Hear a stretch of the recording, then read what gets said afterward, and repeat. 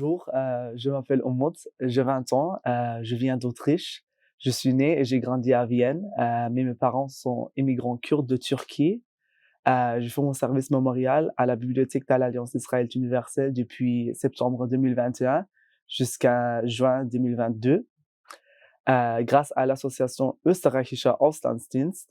En français, c'est Service autrichien à l'étranger.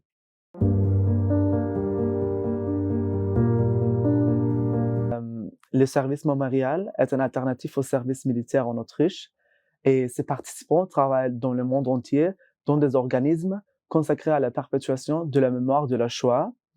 Et cette association a été fondée par Andreas Messlinger, qui est politologue et docteur en sciences politiques. La raison pour laquelle il avait fondé cette association est que Autriche assume ses responsabilités concernant le crime de nazisme, notamment l'extermination du juif européen, et s'engage sous le mot d'ordre plus jamais. Et cette association est soutenue par le gouvernement autrichien.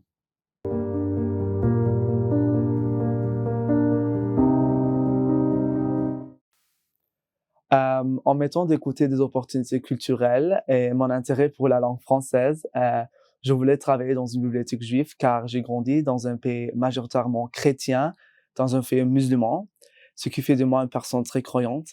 Je pense que travailler à l'Alliance me donne l'opportunité d'apprendre à connaître l'une des trois religions abrahamiques, le judaïsme, mais également la manière dont la communauté juive a été traitée m'a toujours révolté. Et l'Alliance est une occasion pour moi de m'éduquer d'autant plus sur ce sujet.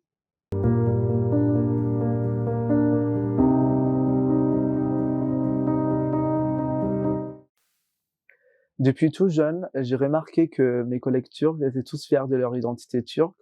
Je me suis dit, pourquoi puis-je pas d'être fier de la mienne? Et quand je leur ai dit que je suis kurde, ils étaient choqués car je parle mieux turc qu'eux. Ils m'ont demandé si je parle kurde et si je suis sunnite. Les sunnites forment la majorité de musulmans et certains Kurdes sont connus pour être alévites. Et ça s'est produit chaque fois quand je disais que je suis kurde. Pour eux, j'étais un bon kurde car je parle pas kurde et je partage la même religion qu'eux. Je sais que je suis une minorité d'une minorité, car comme les Maghrébins en France, les Turcs sont la majorité des immigrants en Allemagne et en Autriche. Et être kurde n'est pas une identité que l'on m'a donnée, c'est une identité que je trouvais. Les Turcs et les Autrichiens n'arrêtent pas de me dicter ce que j'étais. Venant de Turc, c'était toujours «Ah, t'es comme nous. Quel genre de Kurde es-tu? Tu parles même pas kurde. Ah, enfin un Kurde qui veut pas la création, indépendance du Kurdistan.»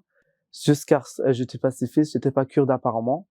Et c'en est venu à un point, lorsque l'on m'a demandé dans la rue si j'étais turc, je finissais par répondre que je parle turc, mais je suis kurde.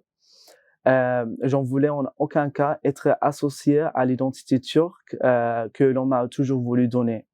Et l'inclusion autrichienne n'était rien d'autre qu'une validation de leur racisme.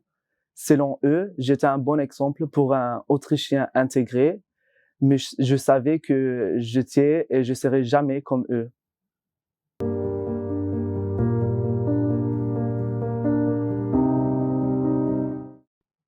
J'ai toujours eu l'impression d'être un étranger, mais en France, j'ai réalisé que j'en étais littéralement un. Bien que l'Autriche soit un pays européen, je pense qu'il y a une mentalité différente entre la France et l'Autriche. En tant qu'une personne religieuse, j'ai eu du mal à comprendre le concept de laïcité. En Autriche, c'est pas comme en France. L'Autriche est neutre en matière de religion. Par exemple, à l'école, on a le droit de choisir comment nous nous habillons. Mais c'est qu'un exemple parmi tant d'autres. Je pense que les gens religieux sont opprimés au nom de la laïcité. Retour à votre question, oui, mon avis a changé. Je peux mieux m'identifier avec la société autrichienne.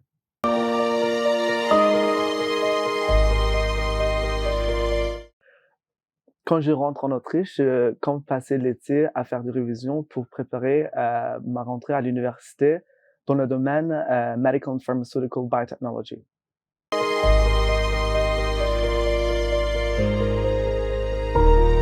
je commence avec une petite anecdote. J'attendais tranquillement en bas de chez moi pour ma pizza et au moment où j'ai appelé le livreur, la gardienne est venue en hurlant dessus car je faisais trop de bruit et je lui ai gentiment hurlé dessus en retour en expliquant que celle qui faisait du bruit, c'était elle, en criant. Et 2 secondes plus, devinez qui débarque en me menaçant avec sa ceinture, son mari. Bien heureusement, le voisin a appelé la police qui s'est interposé pour que les choses se calment. Le pire dans cette histoire est que ma pizza n'est jamais arrivée. En fait, j'ai passé de très bons moments sur Paris. Mon meilleur souvenir restera ma rencontre avec mon meilleur ami à la bibliothèque. Et ces 6 jours n'auraient jamais été le même sans son soutien et le fou rire que je partageais avec Anthony. Je voulais vous remercier pour me donner cette opportunité de m'exprimer. Merci beaucoup.